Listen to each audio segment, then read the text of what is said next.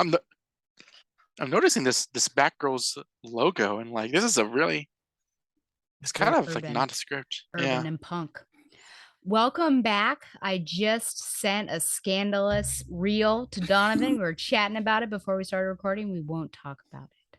But just know that if you're a friend with me on Instagram, which I have so many pending people because I don't know who you are, I just blast people with reels all the time. Donovan will attest to this.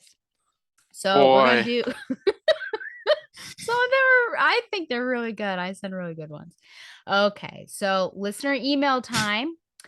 We do have some comments from the YouTube. So, episode 224, Ethan Prime, aka Ethan Moore, says Simone begins, and Donovan comes on. For some reason, I'm reading his comment, but he's here. Says, I really enjoyed all the discussions of objectifying artwork and cheesecake fan service because you two really wrestle with Simone's intentions and giving her and Benez the benefit of the doubt.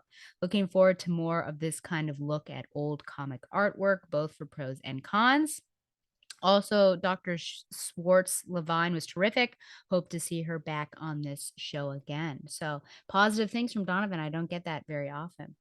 Then Bagels After Midnight, aka Harry Harrison Harold the Fishman Shoot, said Hideo Kojima indeed, master games craftsman, genius of the literary interactive fiction, decoder of the human genome as well as the human genome of monkeys.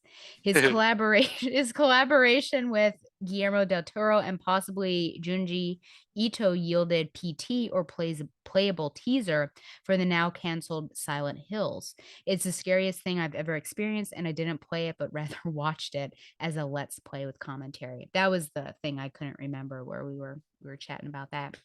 And then final comment is, I believe, from a Russian bot because Cyrillic alphabet is there. And it says, cool video, appreciate May, capital MAY video, and then a bunch of vehicle emojis. So I'm not sure. It might have been appreciate my video because the Russian bot appreciated my video. So I should go on to theirs. But I don't understand about all the farm equipment and the vehicles and such.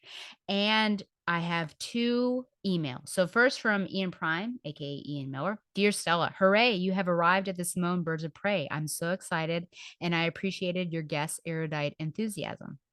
I recently read The Long Box Hunters for the first time, and I was actually fairly impressed with the artistry and craft of its construction. It does have that dark age quality to it, but I think it's got more to offer than the killing joke for Green Arrow that I thought it would be. It was pretty brutal to Dinah, but she also got a ton of really interesting stuff to do and character traits highlighted that I appreciated. I do think that Simone was deliberately trying to say, quote, this is how Dinah is perceived by too many fans and writers, and so I'm going to have Dinah face her worst nightmare and triumph, end quote. Since I haven't read The Longbow Hunters when I read this issue, I mostly just thought it was a really awesome challenge for Dinah, Babs, and Huntress to face and really prove their heroism and their relationships with each other. Regarding Batman and Savant, I think Batman is actually not being a bat jerk in the story's flashback. How dare you disagree with me? I think he was Talk on absolutely it. I think he was absolutely right about Savant. One doesn't go from trying to capture an arsonist to blackmail, kidnap, and torture just because Batman was mean to you once. We don't know. We'll see what happens to Cassandra. Cassandra turns into a villain, and it was probably because she was fired. How dare you? It was a logical leap. Okay. So really, I don't think Bruce was being mean at all. I think he accurately judged Savant's character. Where he perhaps fell down was in the follow-up, but we'll see more of that later. As you know, Savant sticks around to the second Simone run and was sadly much less well handled by her there. Regarding Batgirls number 9, I think the letter you had and your response about the ensemble nature of the series was a thoughtful one. I personally am a bit frustrated that Steph and Cass have tended to be attached at the hip since Joker War, similar to some fans' complaints about how Tim and Steph were attached at the hip since Rebirth, though I disagree with that assessment, because I think it robs them of their own storylines and demonstrating their different motivations and goals. I actually really appreciated issue 9 for the way it explored Steph and Cass pursuing their own interests. I really like Steph's moments, her sense of fun in the pool, detective skills, and her emotional struggle at the end. Hopefully, we get more of that in this series. I am a bit annoyed at how the fights seem either overwhelmingly hard, so the Batgirls retreat, or overwhelmingly easy. It doesn't feel like there's a hard fought. It doesn't feel like there are hard fought victories. Perhaps I'm frustrated because I didn't like how easy the KG Beast fight was in Nightwing as well. Yours sincerely, Ian Prime. Any thoughts on that? Um, I also think that it's a little. There's a lot of discourse on Batgirls right now, and a lot of, I think, sort of fans who are kind of upset at how the Batgirls title has turned out, which I'm looking forward to talking about. And I also think they're also rather young, and I think that like some of their reactions are a bit overblown. Like lately, I've kind of been getting on Twitter. It's like I don't know what you guys' problems is with some of these things. That being said, I'd be lying. I can't put my hand in my heart and say that like some of the pictures are a little bit twee, like a little too precious. Like every single issue has a variant cover of them eating, and it's like I don't know what that's supposed to communicate. Yeah. And I think that like the fact that the Cipher casts are together always, I think it does somewhat harm. I don't know if I want to say harm, but like, you know, I think I don't think that I know this because Cassandra Cain is an amazing character. She doesn't need Stephanie Brown to validate her in that way, which is I'm saying is being suggested, but I think that's being sort of inferred. And same thing with Stephanie Brown. She had her own Batgirl title for 2 years, Yeah. and I think have them kind of being twinsies constantly. I don't know. There's something about that kind of like Babysitters Club esque kind of like BFFs forever kind of approach. That's a little demeaning if it goes on too long Mm-hmm. because it suggests that these characters are a bit juvenile and they really should be just grown women by this time. Steph, Cass, and Tim should be over 18, and they're always being written as though they're like 15 since the New 52. So I am not always 100% on board with the kind of constant yelling I see on Twitter about this series, but at the same time, there's something to it, and I think we'll get into it once we start talking about Batgirls and Pretend. How do you feel? And this is not a baiting question because I do like to bait you with cast stuff and things like that. But I've talked about it on my show. If they ended up developing a romance between Steph and Cass, how would you feel about that? Well, it's about time. I honestly, I really feel. I talked about this on your shipper special when we did. I was talking a little while ago in the previous review section about, I don't think that Cassandra Cain is like asexual or aromantic. Mm-hmm. I think that she clearly has very strong attachments to those who've involved themselves in her life because it's new to her. Like I think that there's not a small. I think there's a non-0% of attractions you might have towards Tim Drake that other people picked up on. It's not really been like committed to, but I think that that's there. I think that the same goes for Stephanie Brown, especially after Stephanie died. There's a lot of very panels whenever she sees the ghost of Stephanie in a post War Games comics. I think it would make sense if Steph and Cass got together.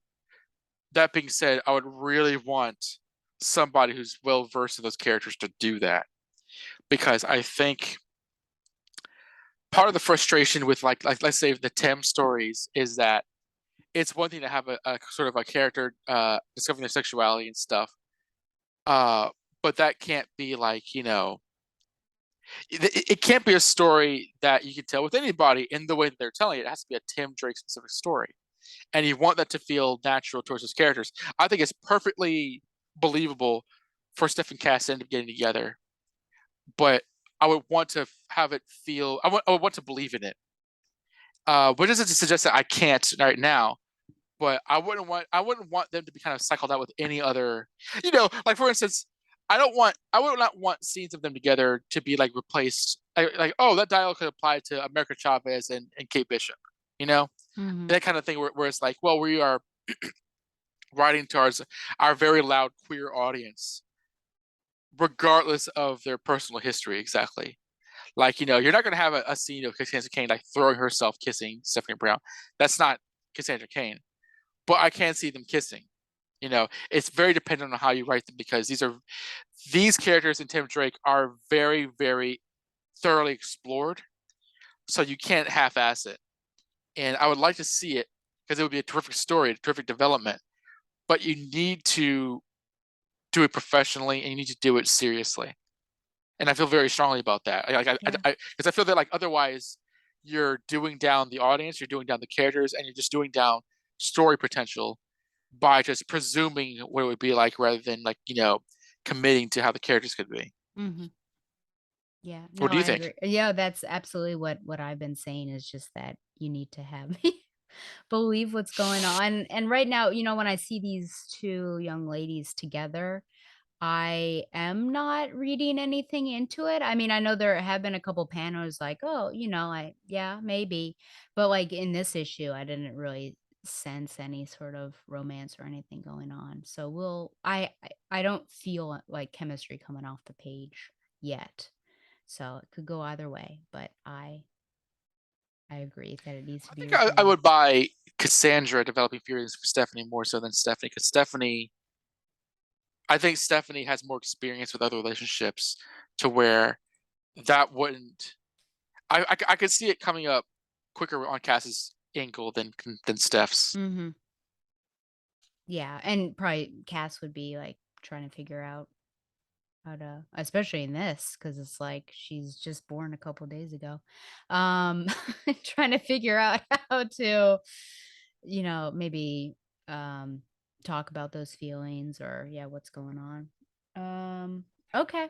Do you think would there be a sexuality conversation with Babs, or do you think it would just be like, "This is just how it is now?" Like an Do you orientation kit. Yeah, or do you think they would come out or they would just start dating, there wouldn't be any sort of discussion on anything?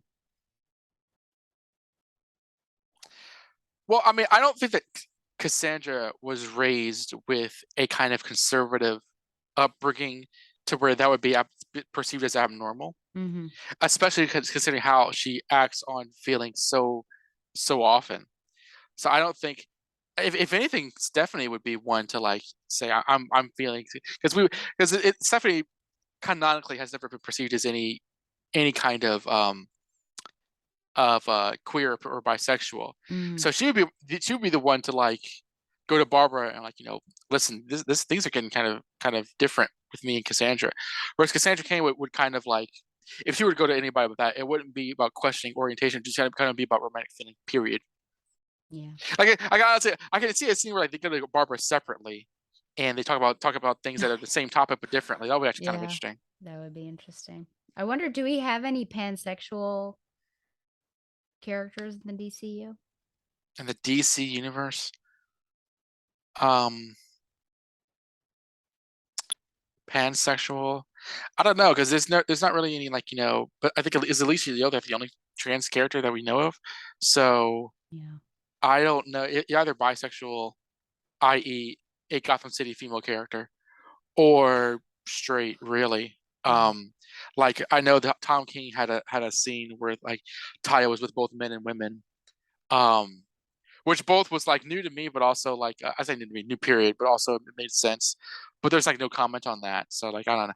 I don't know. I have a lot of thoughts, and I think that like Sure. there's a lot of interesting avenues to explore, but I don't think that like the sharpest knives in the drawer have been ones utilized in these kinds of situations. Yeah. Plus, I think people may not necessarily know what pansexual means, so All it's right. best maybe not to write it if you don't know what it is.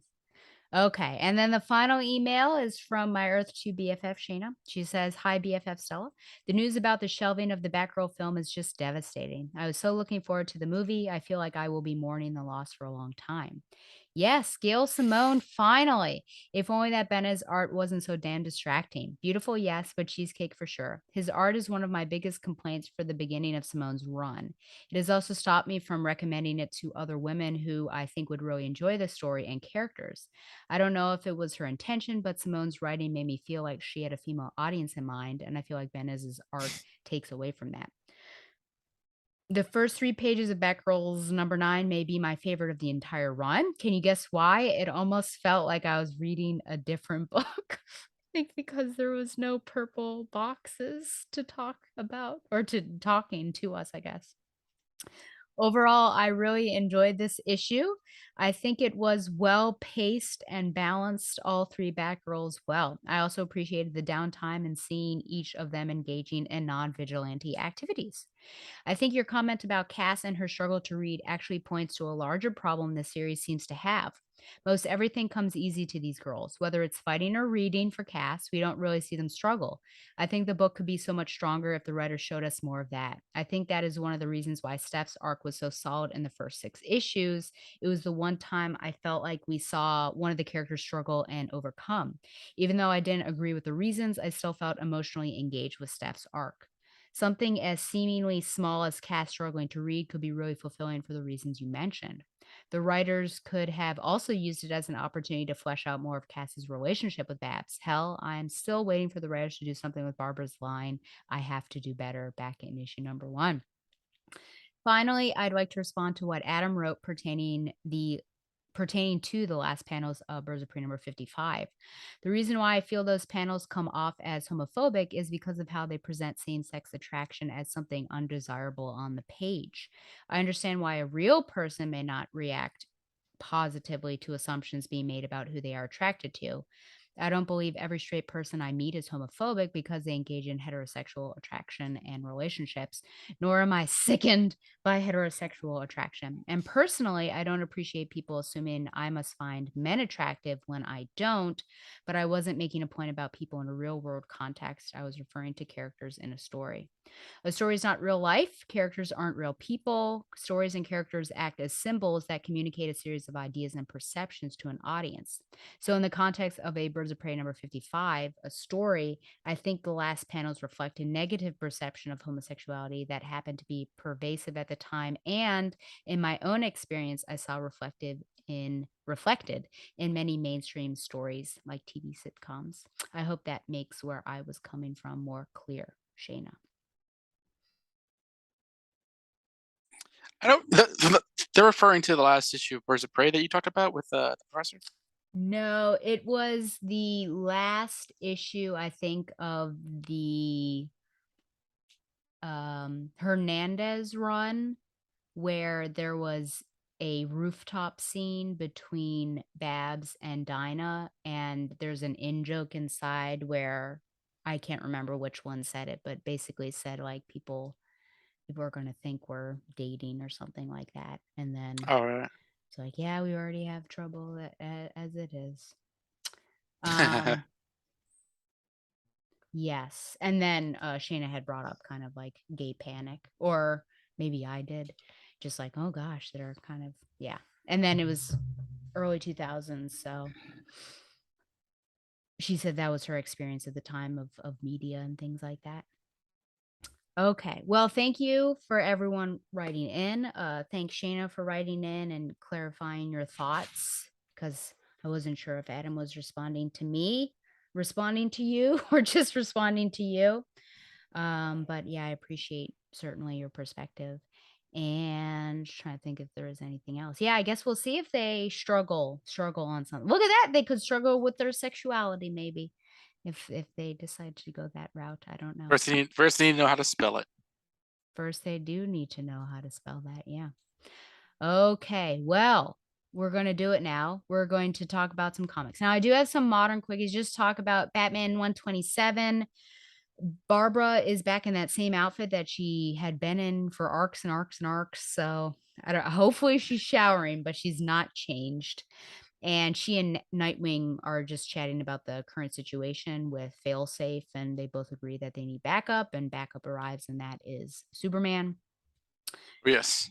Barbara also appears as Batgirl in Batman Nightwatch #1, which I personally don't like the art in the majority of that issue. And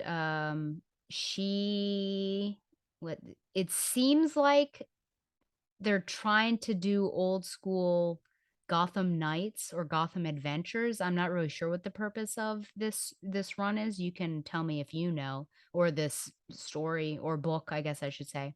It does say that using social media, Batgirl taps into an informal network to track the villain throughout the city.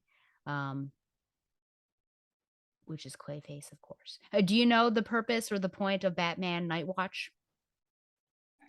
I don't. I'm actually opening one of them now. But I'm not. J Torres. No, I don't. Okay. I have no idea. It just felt like it was supposed to be, Gotham Adventures, or it seemed like it was more fun and maybe not necessarily in continuity. I can't tell. But because the art Right. was such a turnoff, I was like, I don't think I'm going to be reading this. I guess I'll see what Barbara does and scan through quickly. But that's where I am right now. I like the art. It looks a lot more kind of like young reader friendly. Yeah. But yeah, because like it's out of continuity because like Damian's is the Robin with Batman, and like if you've kept up with the Bat books, you know that like Damian's like like he's not wearing that costume. He's kind of been on his own. Like this is definitely like outside the stories that we're telling right now. Okay. So as they give a big yawn because I'm tired, we're doing Batgirls #10, Batgirl Summer Part 2. Story Becky Cloonan and Michael W. Conrad. Art Neil Gooch. And colors Rico Renzi.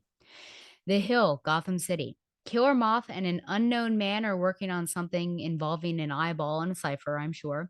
While the latest podcast from Grace O'Halloran is playing, for once she's not drinking, catching everyone up on the Hill Ripper and the latest victim, Mr. Green.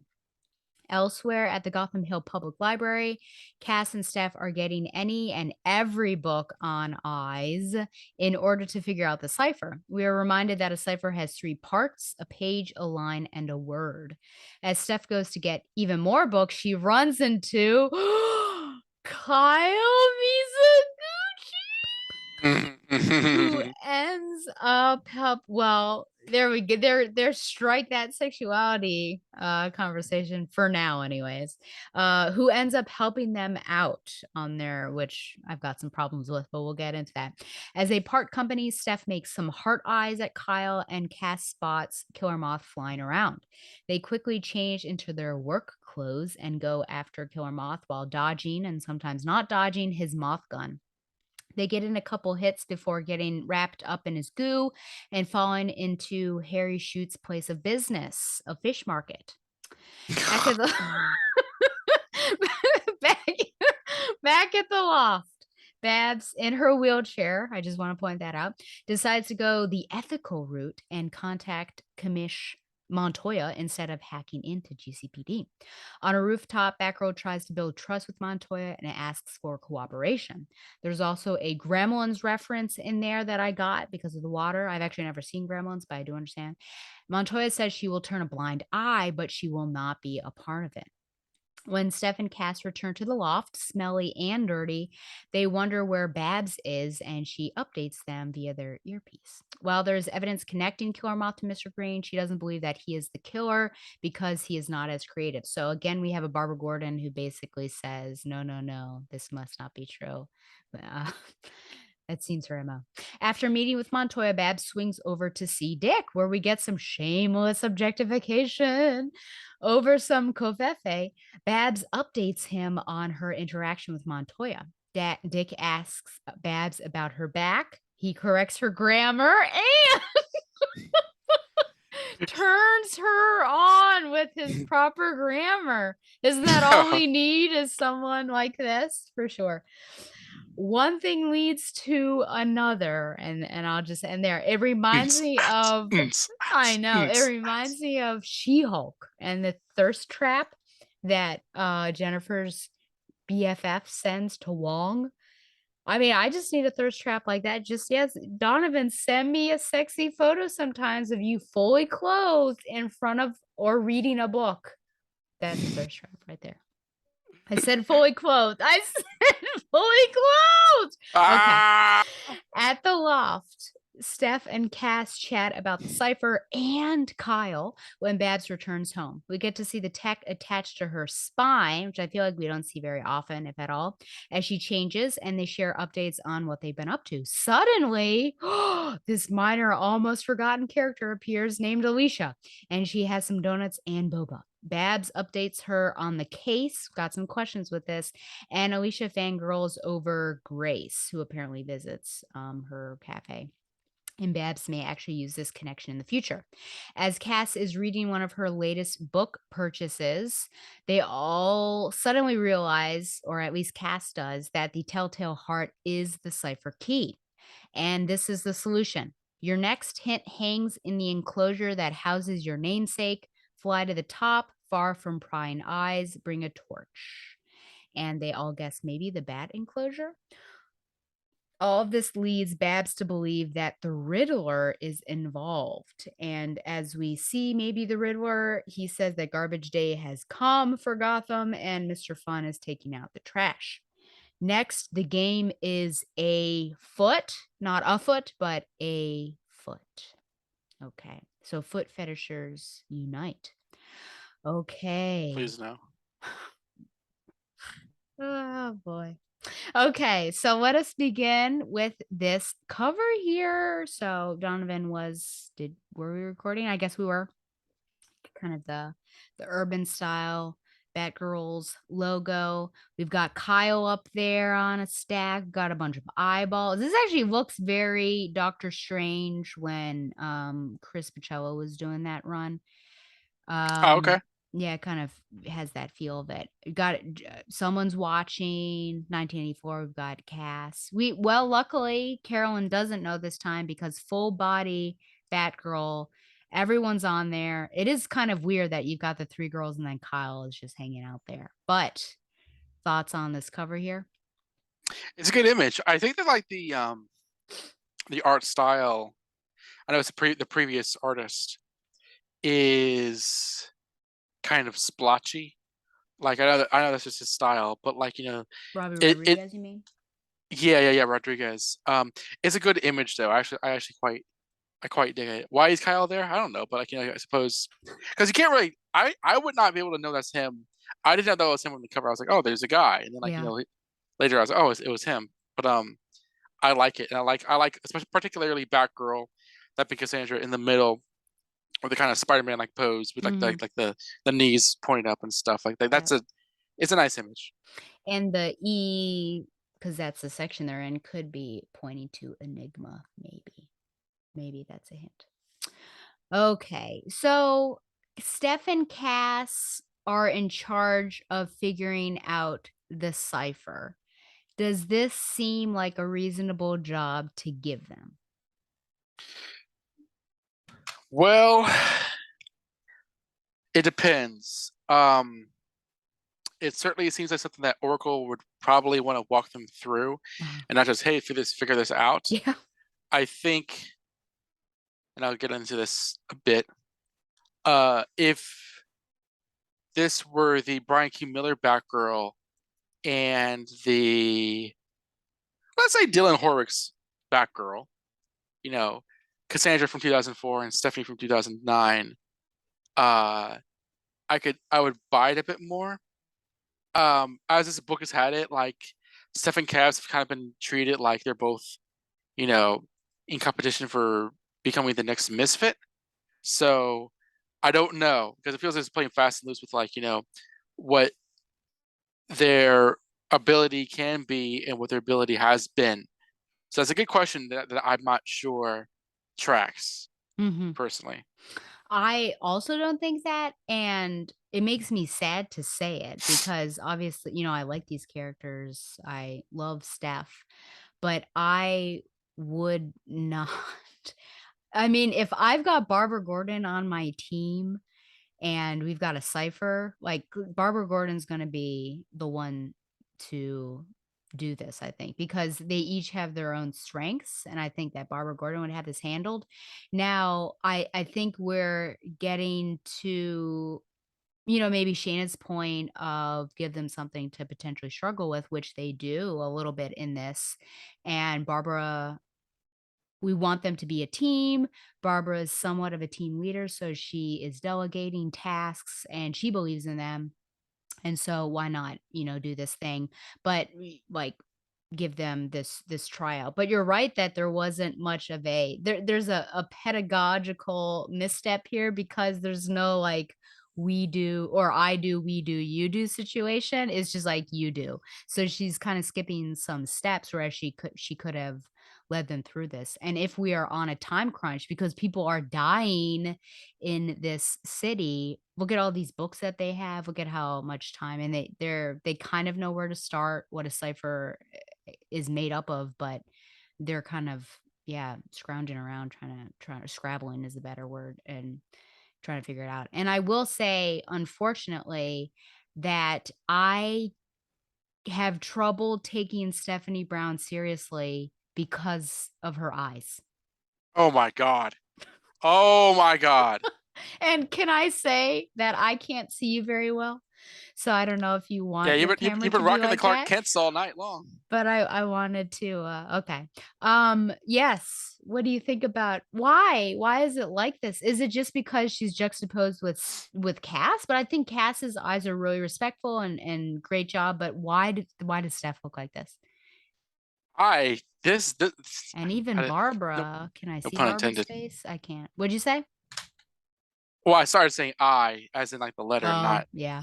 but like yeah, I just said Barbara? a Yeah, I don't no. know. I think so. I think Barbara looks fine. I don't think that Yeah. like she looks as buggy as Steph does. I had such a gigantic problem with how Stephanie was done in this issue. Like, and of the three characters, I'm not even sure how she ranks. I don't know personally because I grew up with Stephanie Brown. A spoiler, right? Like I really did. Like Robin by Chuck Dixon. I'm very familiar with Stephanie Brown from the beginning. I don't know. I'm not worked out between her and Barbara who I prefer exactly. I like both of them quite a bit, but I couldn't really tell you because Cassandra Cain's in the book. Mm-hmm. But I've not. I think I've been a bit more lenient on this title than others have. I've seen people's patience, just be worn razor thin by this point. Um, but this was one where I was just like, you can't, you can't keep getting away with this. Like Stephanie is just completely ridiculous with this whole thing.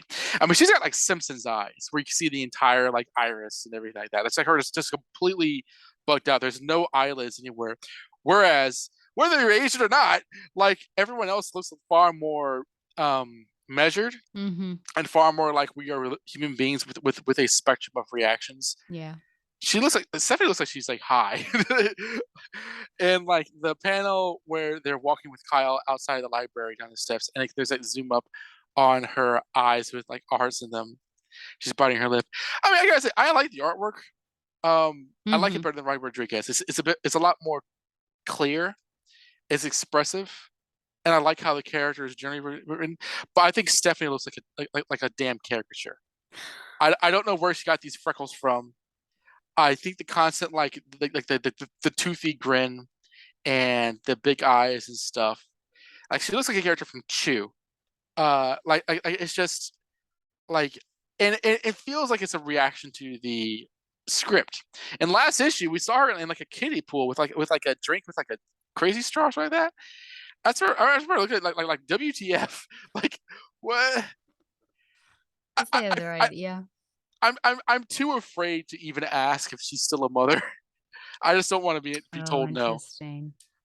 Because I feel that there's because you were talk to me like like does it track with you that like Cassandra is a voracious reader, and I was like no, but it's not like a bazillion miles away from you know the sort of like soul of the character, but her disability has been like completely like I think just forgotten and sort of misinterpreted.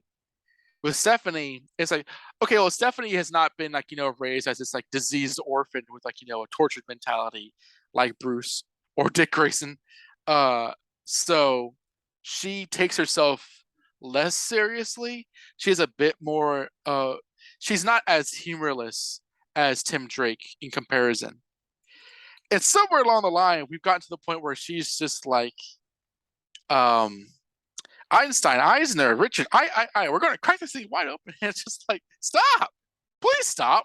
Like, I get what the writers are doing, Becky Cloonan, and I would even go as far as to say that we're kind of in a, and I don't want I don't want this to start to anything because I'm trying. You're getting my best work on this episode. This feels like a MCU Spider-Man situation, wherein Oh this no. might this might work out well for an issue of comic book. Like, I don't know if you can read this comic book and say there's anything inherently wrong with it in and of itself. And I think I actually like this issue. But as a representation of the characters, this has been like really rubbing up against that idea for a while now. And with Stephanie, I feel it's just getting worse. Like, you can say like would Barbara feel this way about Seer? Would she feel this way about an enemy in terms of respect? Like, does that track? Does that make sense? And you can say, like, Stephanie took out all these books. Well, she doesn't know how to read. Like where did that come from? But with Stephanie, I feel that like it's kind of like just it feels like I'm reading guesswork and not the character that's been existing that people want to read more of. And because it's being drawn in such dramatic extremes, my reaction is going to be equally extreme in how dramatic it is, because I want her to shut up and stop and act her age. And because I make this Spider comparison, it feels as though like she's like, and I wrote about this, like, why are they Batgirls? It feels like the sort of like reason for being is not really kept in check, and it's more along the lines of, I'm hanging out with my best friend. It's a lot of fun, and that's nice once in a while. But when you're kind of like yelling about it every issue, it feels as though it's less of a reason for me to take seriously. And so it's a real conflicting reading experience because I can enjoy it as it is, but a lot of times the writing kind of just screams it's a fun book. It's a fun book featuring girl superheroes and stuff, and that fun is being hampered by not delivering on it. Kind of just like telling and not showing in how the writing and artwork kind of communicates towards the reader as sort of being a fun, energetic thing, featuring characters that have a lot more substance to them than simply that. Yeah, I mean, Brian Q. Miller's run was also fun, but there were stakes attached to it.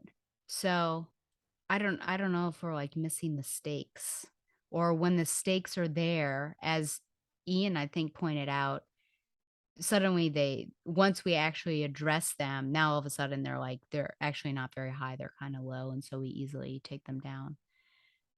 Yeah, I'm not sure. Have you ever read Strangers in Paradise? Um, Too long ago for me to Okay, to be reliable for that book, but that's I okay. I have, but like a long time ago. There's a character, Casey, I cannot remember her last name, but super duper ditzy and over the top. And this is like, even just looking at Steph, I'm like, she kind of reminds me of Stacy. We just need a Tamby there, I guess, to be with her. I am happy to see Kyle. I wonder how many people understand the reference. I do Sure. wonder why he's coming from Gotham Academy. I didn't find, because Brendan Fletcher had Instagrammed out, I don't know if that's a proper verb, that Gotham Academy was returning, but I couldn't find it where it was supposed to be. But did you find it? No, I remember you referencing that though. How old Yeah. was he again, Kyle? Well, he was still in high school, definitely older than Maps, and yeah, was dating Olive at the time. However many years ago was that? I feel like it was 16 or 17. Yeah, that tracks. I mean, But I don't know. Are these girls outside of high school?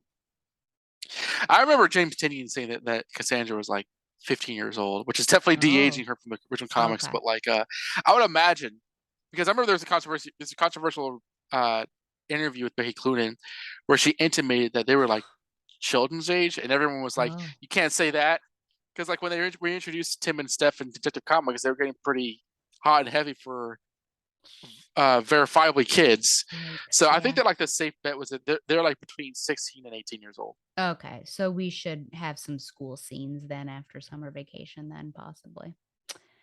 Barbara will go with her transcripts to the high school, maybe. Um, Anyways, it is nice to see Kyle. I guess maybe we can begin shipping them, maybe. Uh, I don't know what'll happen. Do you? Yes. What if he? What if Stephanie is all goo goo gaga for him, but what if he ends up falling for Cassandra? How racist of you! You paired the two Asians together. It's How not dare racist. you? I didn't say anything about the race. I was because like Cassandra's right there, Yeah, she and is. Cassandra's awesome. Yeah. So like that's a possibility. I Well, didn't say he should stick with his own kind. no, I feel like that's always a cliche that they always let's pair the like people together. So I hope not for that reason. But it seems like I mean, that's one of those little, like, oh, kind of thing. And then it turns out to be a romantic comedy that you run into someone like this. So I like maybe him too. I like that. Like sorry, but he's a returning character. He's of mhm, comparable age. yep. Um, if Tim Drake's going to be like out with another previous character, then there's no reason why Steph can't find somebody else. Yes. And we could have a developed love triangle if Cass does develop. Maybe she has some jealousy and she has to work through what this means. Is it jealousy for a friend or something more? Hmm. I don't understand the Richard the Third. How is I don't there an know. I involved? Okay. I just wondered if you understood what that was. Okay. Moving on. Oh, Sorry. One more time. But to answer that, there's that panel where she goes, Richard, I. It's it's oh, funny because Steph's stupid. okay. I see. It's very disappointing to read. It is disappointing to read. Let us assume her intelligence instead of, yeah. I do like that Babs is going the high road. It was great how last episode is all about the ethics of her technology use, and now she's decided not to do this. Do you have any thoughts on this? I'll get back to this because I do have some questions. This I bet. rooftop chat between Montoya and Batgirl. Was it surprising that Montoya knows Batgirl and Oracle are the same? That was shocking to me. I don't know if that was shocking to you. But just kind of that Montoya wants to start GCPD off on a different foot than Jim Gordon had it. I remember I think last episode or last month you said when was Montoya commissioner? Mm-hmm. And that was during Tenian's run. Um because I don't know when Gordon retired. I know that when the Joker series started, Gordon was retired. I don't remember an inciting incident when he did. Like I don't remember if it was during Tom King's runs or whatever. But when James Tinian was heading the Bat books, Renee Montoya became commissioner. Um, a lot of people really hate that because they fans online say that if you read Gotham Central, where as you remember, that culminates in Renee, who just completely broke down, quitting the GCPD, and that led to 52 and her becoming the question. So her not only being a cop again, but her being the commissioner is seen as a real out of character progression.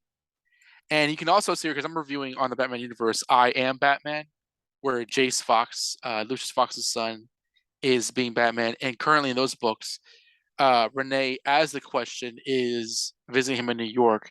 And she's also being offered a job as commissioner for the NYPD. And people are pretty mad at the sort of insistence that, like, well, if Jim Gordon's off the table, then our top cop of the Bat books or the DC Comics is Renee Montoya. What do you think about that? Do you think that like you can see her returning? Do you think that like she's been retconned? Do you think that like it's just a case of them not knowing the history? Well, I think if we consider that, a trauma, I think it shows her working through that and coming back from it stronger. I frankly love the fact that we have two lesbian characters in positions of authority in these current Bat books. Because Maggie is over there in a high-ranking Oh yeah. position in Nightwing. So, and both of them having dated Batwoman, which could be for an awkward sort of rooftop Oh my chat. goodness, that's true. So Oh let's my hope Kate gosh. stays away. I know that she's kind of a Nightwing, but I love the lens of it, you know, how it looks having her be in a position of authority. I think that it is a development of a character that makes sense. Obviously it's a long road for her to get back here, and I like that she's starting off on a different foot than her predecessor, and she lays down the law of like, this is, you know, I understand that this was working here, but this is not how I'm going to do it. So I won't help, but I'll turn a blind eye. So I personally enjoy it. But what do you think? Um, I think that like the naysayers online, which is a very charitable way for me to say it, uh, have a point. I don't know. I mean, I feel like I've been reading these comics pretty consistently since the King Run, because the King Run, I ultimately didn't love it, but it was better than the New 52 stuff. Which I mean, even Scott Snyder, I mean, I liked it, but I didn't think I got kind of tired of the whole aesthetic of it. I don't really remember any lead up to her kind of becoming back in the cop fold. Hell, I actually remember back in the New 52 when she was like presumed to be dead or disappeared. Remember that image of her on like the police wall in the issue of Batwoman? Yep. So that was an interesting thing. I think that I'm of two minds. On the one hand, I would like a story that really focuses on Montoya's point of view. She's gone through a lot, and Gotham Central should absolutely be kept in continuity because that is an essential piece of work that DC should be very proud of. On the other hand, I think there's a lot of really young, um, politically activated readers that kind of just recite ACAB whenever there is a representation of the police that is neutral to positive in a way that I find to be very uncritical. And I've written, you won't be able to find it anywhere, but I've written an article about police corruption in DC Comics. Um, we've talked about uh, police on Question We Don't Have Answers. So this is not me discussing a topic that I am like, largely uninterested or unfamiliar with. Um, and I especially enjoy John Ridley's the other history of the DC universe, which focus on Renee. That being said, there actually were some continuity liberties he took with that Renee Montoya issue. For instance, apparently she had this contempt for the Batman family, which is very, very different than the actual character from if you read those issues. So it's complicated. Because these are the same people that were like mad that when the Batgirl movie was happening, they were adapting the Batgirl Year One plot of Barbara trying to become a policewoman, and they're like, Barbara Gordon would never do that. And it's like, oh, okay, but like, yes, she would, because her father's a cop, and if you read the comics, that's what she wanted to be. So I don't like it. To me, a lot of the criticism feels loud and unthorough to the point where I'm dissatisfied with the discourse kind of being loud and unhelpful. On the other hand, I do see a rather sort of like I don't know, flyby kind of writing with Montoya, like, oh, Montoya being commissioner, that's a fun idea. But there's a lot of character kind of unpack with that. I Mhm. like this scene between her and Batgirl. I like that she knows that Oracle was Batgirl. Although honestly, Montoya wouldn't have been in Gotham City when Barbara was Batgirl. I mean, she kind of arrived when Tim was Robin. So, but whatever.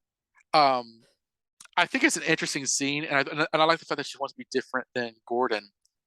Um, but this scene does kind of make me think about the current discourse with it, and I'm having a hard time coming up with a unique opinion of it because there's been so much online. And I say that I'm not trying to say as though there's been so much discussion, but I've seen a lot of it just because of like my mutuals and stuff, and I've not figured out how I feel about it to feel about this scene.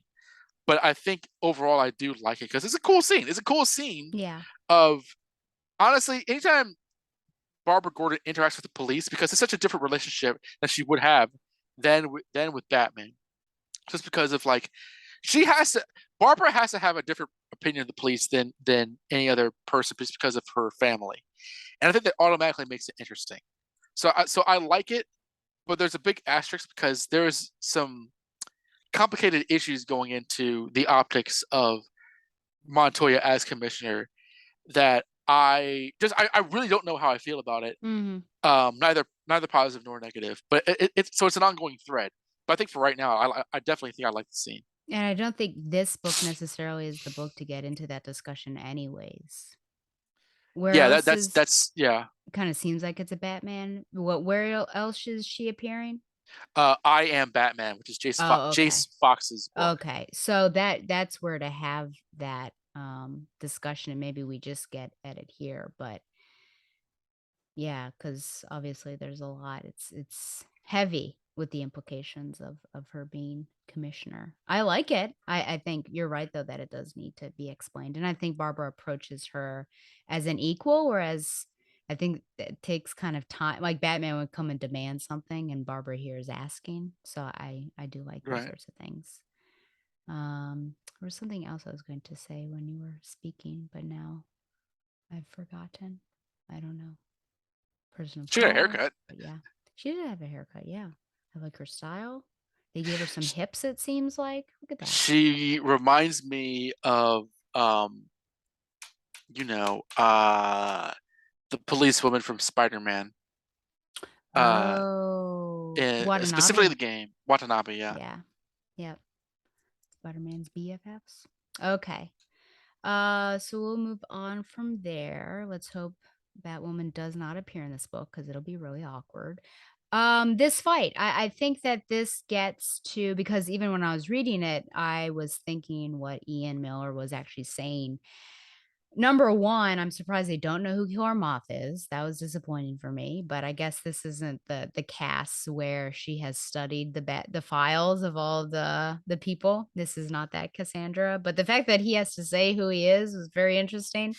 And then just I guess how they behave and how this fight goes down seems crazy. Now, it is a flying enemy versus two people who only have grappling guns, and they are able to get some hits in, but I just feel like, man, are they like they just seem like they mess up more than they should mess up. And then you have these, wide-eyed glances of like, "Whoops, now we're tied up and we're falling down," and all of that. I mean, what do you think about this fight with Killer Moth, if we can call it that?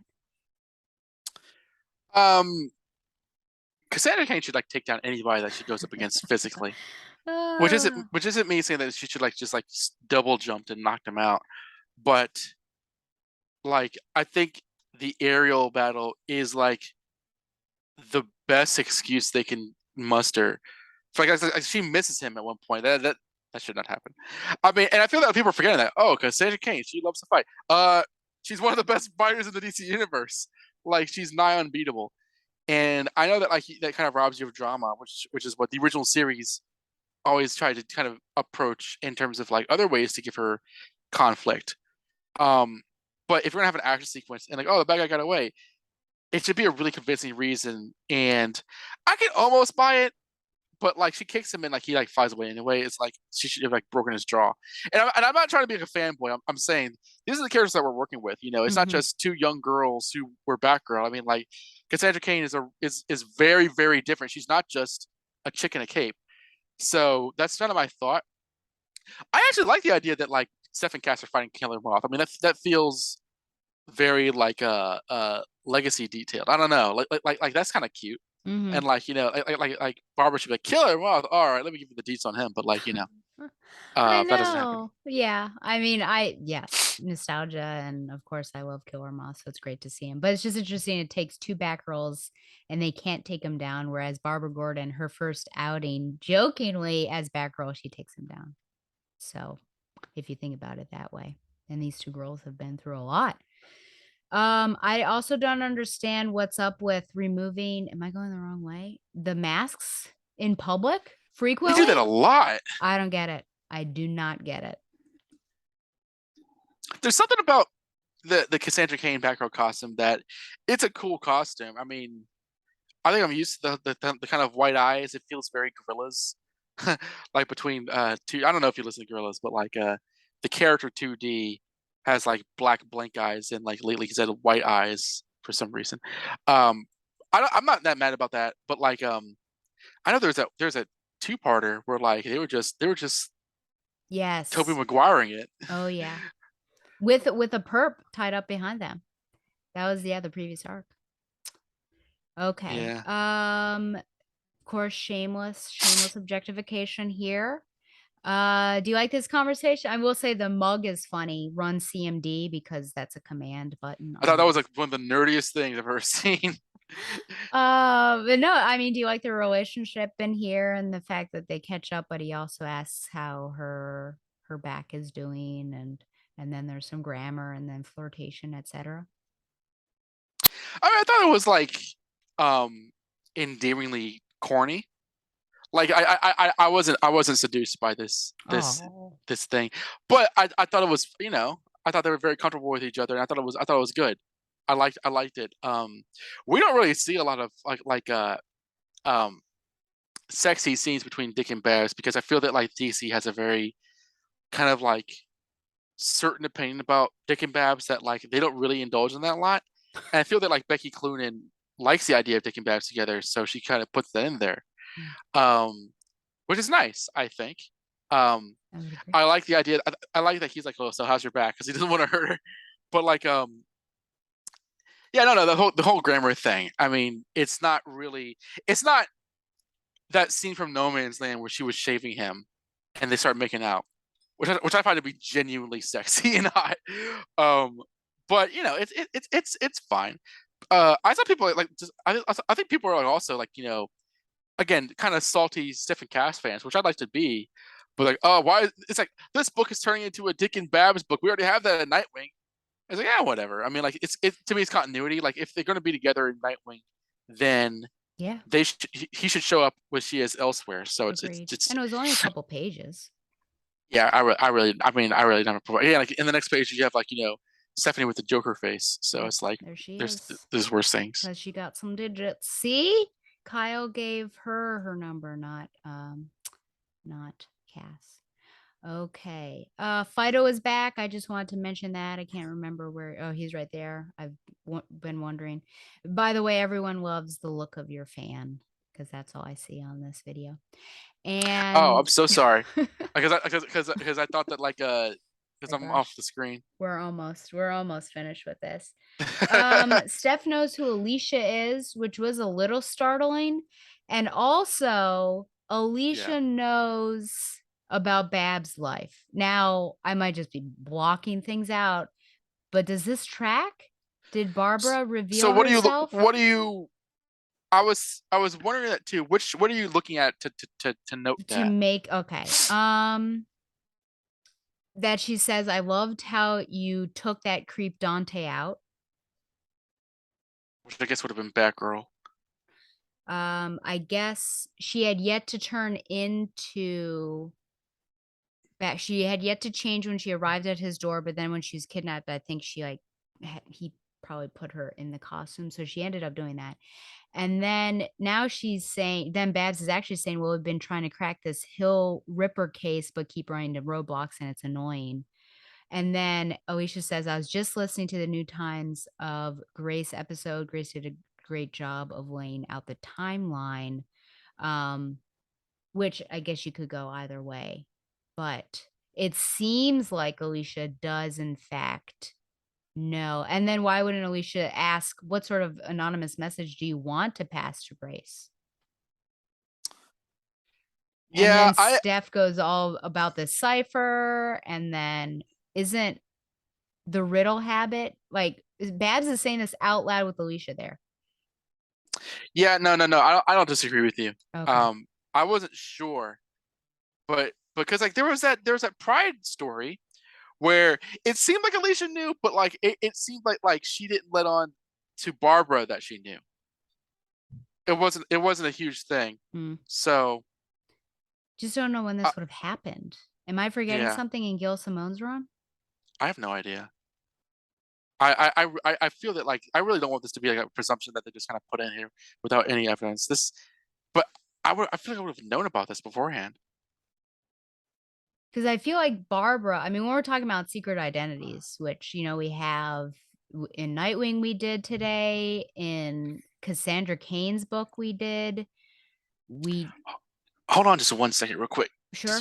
I'll be right back.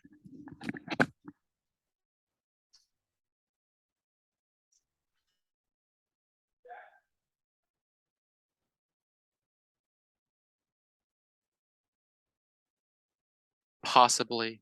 How does she know? Yeah, well, I was just pointing out the times of secret identity and how important it's been to Barbara. And Barbara hasn't shared, I feel like the number of people who know her secret identity are people who have secret identities themselves.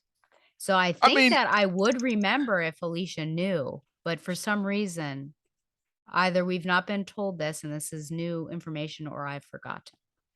this is actually kind of a problem because they should have at least because there's a lot of editor's notes in this, I feel. And the purple Like, boxes, don't forget those. yeah, see Batgirl number 6. There's not an editor's note about who Kyle Mizuguchi is. Oh, true. They could have done a whole check out Gotham Academy to see him. Yep. And all these references, it's like, oh, Alicia found out Batgirl because Alicia's not because didn't she meet Barbara in a previous issue and they weren't talking about this, or was that another comic? Yeah, they met because Alicia has a cafe now, and she was just talking about, I mean, the only personal thing they got into is how Barbara's mobility was. Was that the last issue? Yes.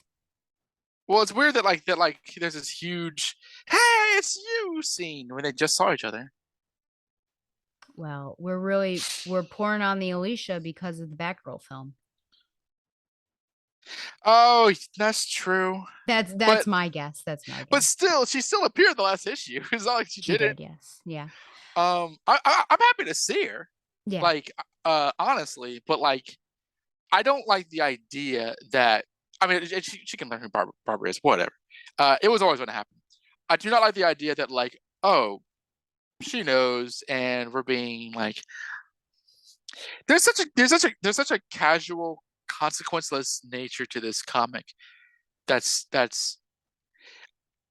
I feel a lot of goodwill behind it, but I don't feel a lot of discipline, and that's annoying because I kind of want to count it and okay, yeah, this is it. Okay, I know I was pretty mean about it earlier this year, but I did really like the Burnside Batgirl run, and I never felt that or I don't remember feeling as though that run did things like this where we're having fun. This is a lighthearted comic, so we're going to kind of be fast and loose with these certain parameters. No, not really. Where it feels like Steph and Cass are throwing their masks off all over the place. Steph is just on caffeine a lot. We don't know who knows her identity or whatever. It's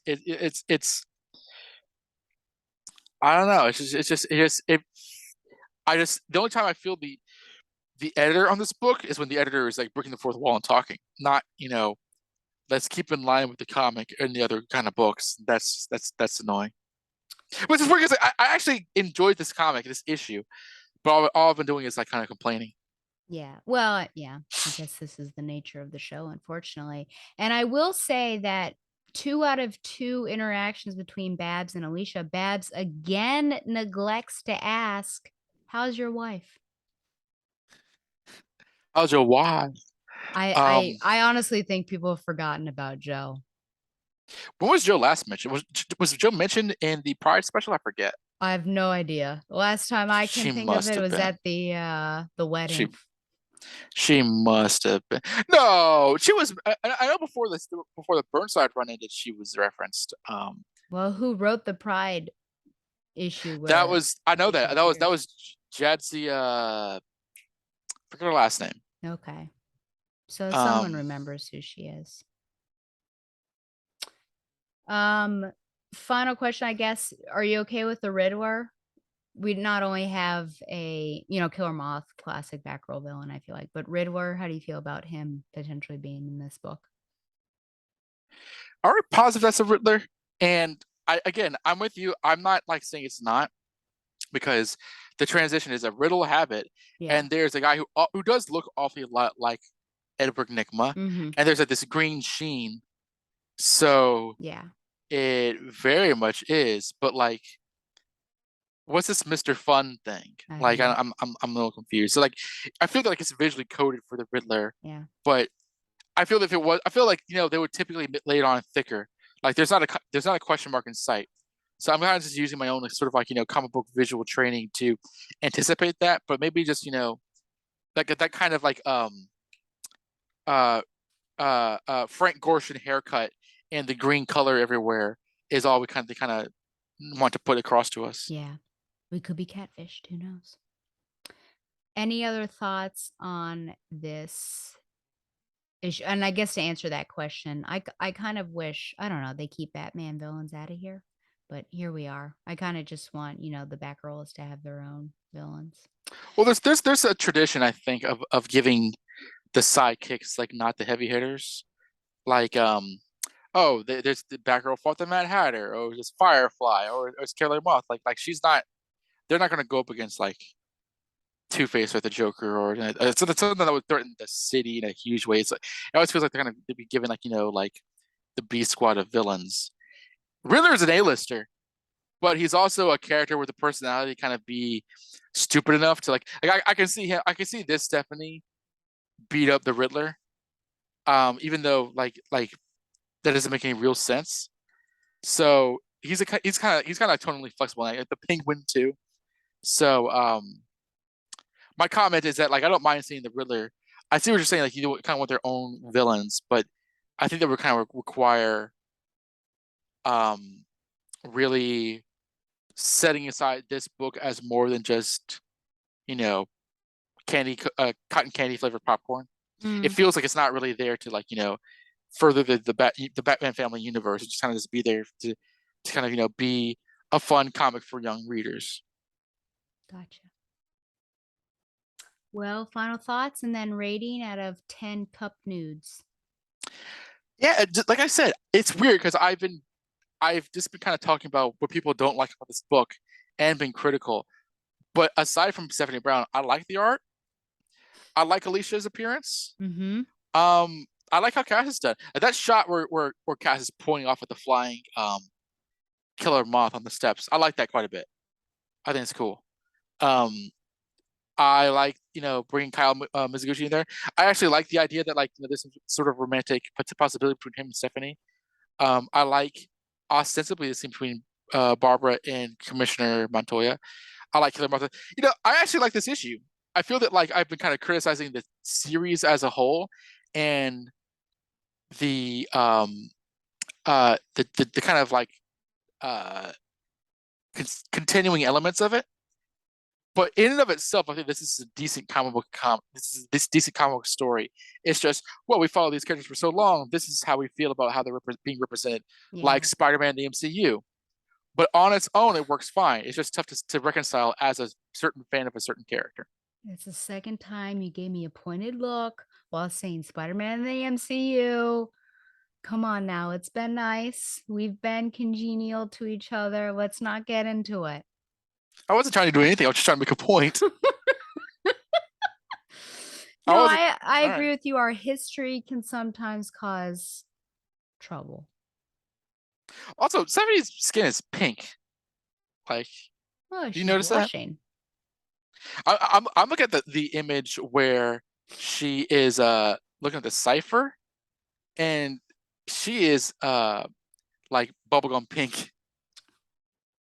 To say that's all they had in their color pencils. I think so. Did you give it a rating out of 10 cup nudes? I'm sorry. I would give this a yeah. I'll give this a 7. A 7. Okay. I think I might keep with the with maybe I liked it a little bit less than last issue. So maybe I'll say 7.5 out of 10. I Yeah, I don't know if I necessarily have anything to add to you. But I mean, hopefully we're being I mean, my hope is that I'm being fair, even though I do have the history and I might criticize, but to also see this as it is in terms of its own entity apart, maybe from history. Hmm. If that's authorial intent. So yeah, I guess we'll see. Right. So now, well, we now might have a shipper. So we'll see what happens. Okay, so we're winding down. What's your recommendation? Have you been reading any books? Have you read a book that was given to you about 4 to 5 years ago by myself called The Power by Naomi Alderman? I have not finished it. Okay. Are you past page 5 where you were? I'm on like chapter 3. Wow. Okay. So steady strides. Have you been reading anything? Um, Nothing I can recommend, to be honest. Okay. That's okay. Donovan keeps telling me that I should move down to Tennessee and work at Barnes and Noble with him and the crew, and that I'll just live large down there. So maybe one day, maybe one day. Okay, well, as usual, I can't remember what I last mentioned. I think I talked about Hooked, How Crafting Saved My Life by Sutton Foster. I read that or listened to it on Book on Tape because Sutton Foster reads it. And then one of our Thursdays is Missing by Jasper Ford, which I think is the fifth of those. And then I read the last two of the prequel trilogy of Thrawn Ascendancy. It was Greater Good and Lesser Evil. I like Lesser Evil a bit more than Greater Good. I was getting a bit bored. Then I read Pet Cemetery by Stephen King because Tom and I, that's coming out in October. We did that for required reading.